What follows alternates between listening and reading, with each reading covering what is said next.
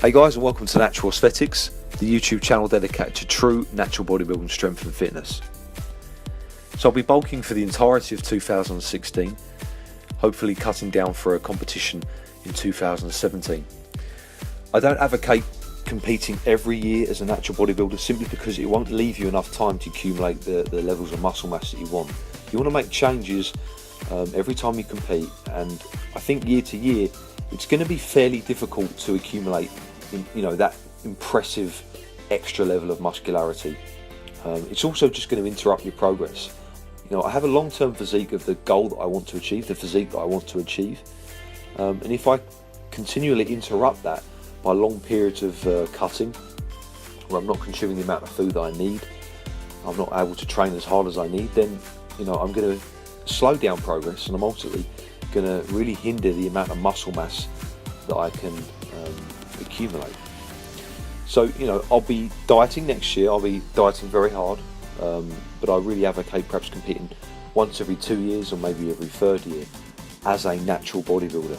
You need those longer periods of time to build any serious level of muscle mass, and there's a lot more muscle mass that I want to attain, so I'm not going to do that dieting. These are just some highlights from a bulk day. I guess it's slightly more calories than I'd usually consume even on a bulk, and it's not really that interesting. What I tend to do is cook a large quantity of meat or food product and just eat that multiple times per day. It was pork steaks today. It's really not that interesting. I eat the same types of food multiple times per day. It's easy to prepare though. Like, I don't have to worry about cooking every single meal, so it is handy in that respect. The main difference between my calories or my macros between cutting and bulking is my fat intake. I consume a lot more fat during my bulk season than when I'm cutting. For me, I should really work hard on increasing my carbohydrates during my bulk, but it's just more convenient to get the calories from fat. It's just easier. I guess you could say it's a little bit lazy. But I do find when I switch to dieting, what I like to do, and it works very well, is increase my carbohydrates, at least for the first few months, and decrease my fat. I think it's important to have some form of enjoyment from your food when you are bulking, because these sorts of foods you wouldn't be able to consume on a diet, and as a natural bodybuilder, generally speaking, you're going to be dieting for a long period of time to achieve the leanness you want, at least if you're going to be dieting effectively.